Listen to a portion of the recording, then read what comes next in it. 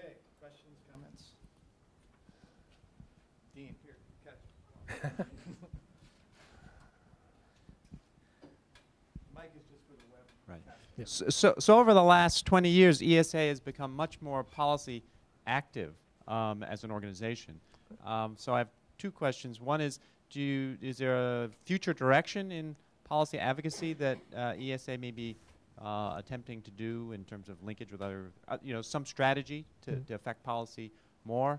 And is there a way that ESA as a solo organization really needs to be more collaborative or networking in terms of those policy advocacy kinds of activities? Good questions both. I'm not sure I would say that there's necessarily an overarching strategy on the policy front. We do engage in some strategic planning to try to keep making sure that we're identifying what the current issues and so forth. As an example, every year our Public Affairs Office, along with the Public Affairs Committee, each of our program offices works with a member committee who helps provide advice. I have a science committee, Teresa has an education committee.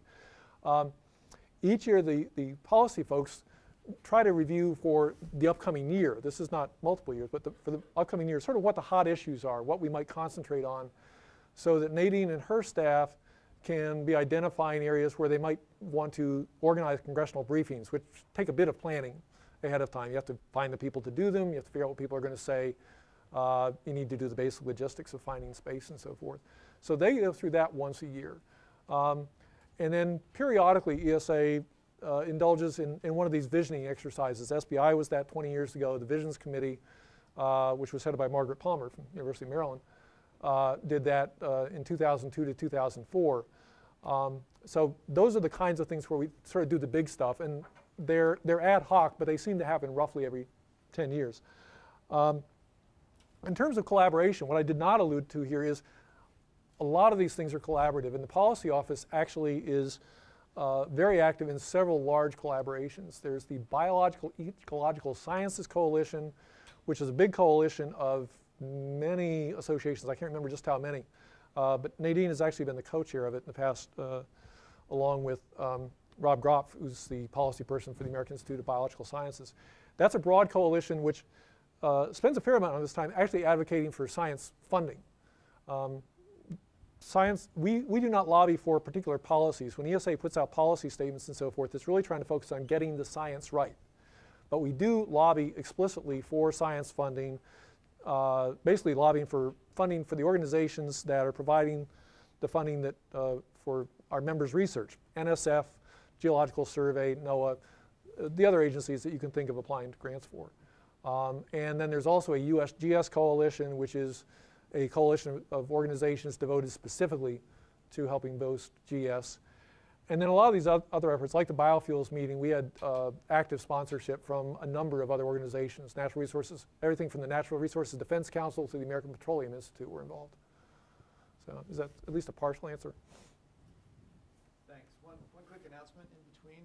Yumi's not here today, so if you want extra credit for being here, sign this sheet and get it back to me at the end. Yeah. I can talk about it now. This is for the web.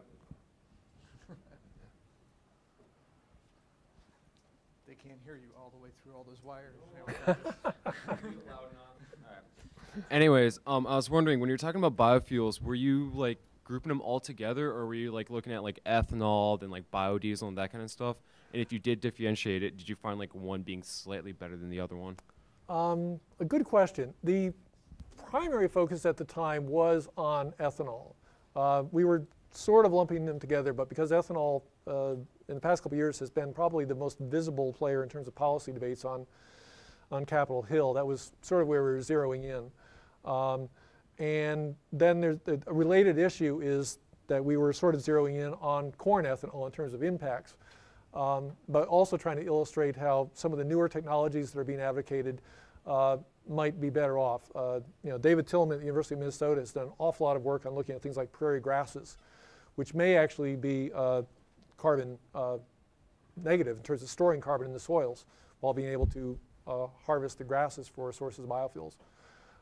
And so we're trying to focus on that, but we were relatively specifically focused on ethanol at the time just because of the nature of the policy debate. Good. Well, I have a question. So is all of this working, do you think? What's your personal opinion? I mean, is it just a matter of doing more of the same, or is there something else that we should be doing? Is this really helping us to solve the problems that we've identified? Actually, I was just thinking the other day about trying to think about, can we, in terms of testing the hypothesis about data sharing make a difference, can we actually test the hypothesis that these activities make a difference in policy? One, although I don't have a lot of immediate evidence in front of me, I'm an optimist about that process, at least about some things. I think that we are having some impact, say on biofuels. EPA has actually incorporated into its standards for biofuels sustainability some consideration of indirect land use against vociferous opposition from industry who do not like the issues of trying to evaluate indirect land use. You know, if you plant more corn in Nebraska, does that really have an impact on a tropical forest in Brazil? That's an area of some controversy in the scientific community and in the policy community. But there are a number of people who feel very strongly it needs to be looked at, and EPA has actually incorporated some considerations there. So that's a micro example. The other example, which I think will be interesting to follow, some folks here, including Samir, and you have worked on mountaintop mining. And a group of people with the senior author, Margaret Palmer, again, just published the Science Policy Forum piece, essentially saying that mountaintop mining is a disaster and should be stopped. Margaret was pretty blunt about that in an NPR interview, actually, more blunt than the science piece. She even got it out on the Colbert Report. Exactly, yes, that was a wonderful piece.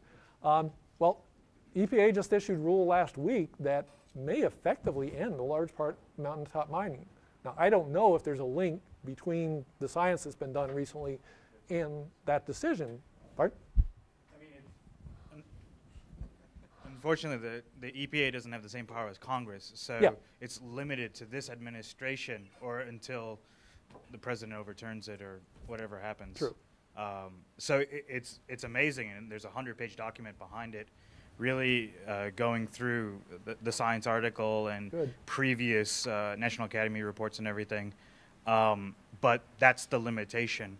And it's also a lot of the governance is held to the states and the state mining and mineral agencies as well, and the Corps of Engineers and all. So it gets politically a little hairy. Yeah. So it's a moratorium, or potential moratorium at least. But yeah, and actually there is legislation that is being proposed called the Clean Water Amendment Act.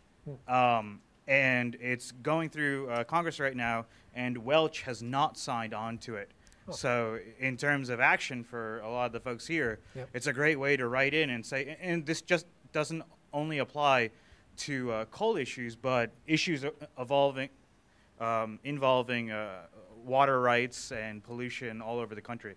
Okay, that's good, yeah. And another point, again, it's a cliche, but I think some cliches are important. The policy process, even when it involves science, is not science-driven, and it shouldn't be dependent just on the science. I think the driving issue for organizations like ESA is to make sure that they get the science right when they're going to use it. I mean, it's inevitable. Economics and social issues and politics itself have a perfectly legitimate role to play in decision-making. To the degree that they rely on science, we want the science to be solid. The notion that some people have stood up and said, you know, mountaintop mining doesn't really hurt the streams, obviously nonsense. And so we have a responsibility to speak up. But do you think ESA and similar societies have done enough at really engaging the other stakeholders in the process? No. I mean, there's a lot of talk, yeah. And to really get that communication to work. I mean, there's a lot of meeting together and producing reports and saying what the consensus is within the society, but yeah. Communicating that beyond the society doesn't work as well as if you involve the stakeholders in that process from the beginning. No. So how would you go about involving stakeholders more in the whole process from the beginning? Right. That's a good question and intriguing. I'm obviously speaking off the top of my head here, but I think one thing that would be interesting is to choose a project where from the beginning you invited people in from outside, not just from outside your discipline, but outside your sector, because I think we need to get beyond, let's say we're going to talk about, I'm interested in organized project on renewable fuels. I'm just starting to, or renewable energy broadly, excuse me. And it's not just a matter of reaching out to the economists and the social scientists. It's a matter of reaching out to the communities affected by these things. One of the aspects of the biofuels debate that really interests me, that we have not done a good job of exploring so far in these issues, is biofuels doesn't just have environmental impacts, positive or negative. It impacts the structure of rural communities. You're going in and building factories. The ethanol factories have a radius limitation of on the order of 50 to 75 miles in terms of the economics of production. You can't just build a biofuels factory in Philadelphia and truck in corn from Iowa. It doesn't work. You have to space these things out. And so you're not just impacting the economy and the environment. You are affecting what people do in communities, how they're structured, and so forth. You're bringing new jobs in, or you're changing the jobs they have. And that part, I think we can do a better job on. And I think that's a matter of finding, partly for somebody small like us, we have 10,000 members, we have 35 staff. We need to find the organizations that already have the expertise, that have those links. We can't do it ourselves. And so I'm interested in reaching out to things like extension organizations, National Association of County Managers, things of that sort, because those are the folks that already have those relationships. So with regards to the biofuels, you said that the report that you guys went into focused just on the corn. Primarily. Yeah, and it seems like the conversation I've been a part of for the past 5 or 6 years, as long as I've been aware of the issue, has basically decided corn isn't the solution long term. You know, it's a transition. And I don't know, it just seems to me like it would be good for the ESA to incorporate that whole debate, and be a little more progressive in terms of what's out there, what's in the future. And I guess it just seems to me that the organization kind of goes on whatever the popular debate kind of agreement is, and it's not really going forward, forward thinking in those sense. I don't know how to word this exactly, but you get what I'm saying? Yeah. Well, the sustainability reports actually are an attempt to do that. The first one, which was very contentious, and yet I think ended up being a useful report, is looking at impacts on land use and biodiversity. And it tries to reconcile, the authors themselves did not agree on all these issues. And so we had a very interesting time putting together a report that adequately captured what all 4 of them thought about the issues. And there we really were trying to look at things like prairie grasses and other sources of fuels in that first one. The second report is looking at what contribution and impacts production of biofuels from wood can make. People are looking at everything from using the, quote, unproductive waste wood, if there is such a thing in a forest, of course, not thinking about its impacts, its needs for biodiversity, to actually growing specialized trees, things like poplar and so forth for wood. The third one, I would say, looks at grasslands and rangelands, the whole issue of can you actually have perhaps a very productive biodiversity supporting community of native grasses that can be harvested on some sort of annual basis. It wouldn't need fertilizer, it wouldn't need as much water, and it might actually have a net positive storage of carbon because you're enriching these soils, they store carbon year after year. So we are trying to reach out a bit beyond that. I probably overstated it in terms of the corn part. Clifford, you mentioned the Audubon Christmas bird count, which is kind of the granddaddy of citizen monitoring efforts in this country anyway. And there are lots of other elementary, middle school, high school students, members of NGOs and so forth, just citizens at large that do water quality monitoring and monitoring populations of whether it's salamanders in vernal pools or monarch butterflies or forest health monitoring, things like that. And you also emphasize getting the science right. I mean, we all know that some of those citizen science efforts, they don't always get it right, but it's at least they're showing initiative. They're motivated to go out and do this. Does the ESA take a stand on that? Do they encourage that, or do they kind of say, whoa, hold off, wait till you really know exactly what you're doing before you start doing this? I'm not directly conversant with the details of it, but I know that Teresa Morad, our education director, is actually involved in trying to develop a citizen science program, some work on so-called citizen science. that ESA could participate in. And I think it's going to be one element is going to be, there's going to be a conference this fall which Teresa is organizing called the Ecology Education Summit.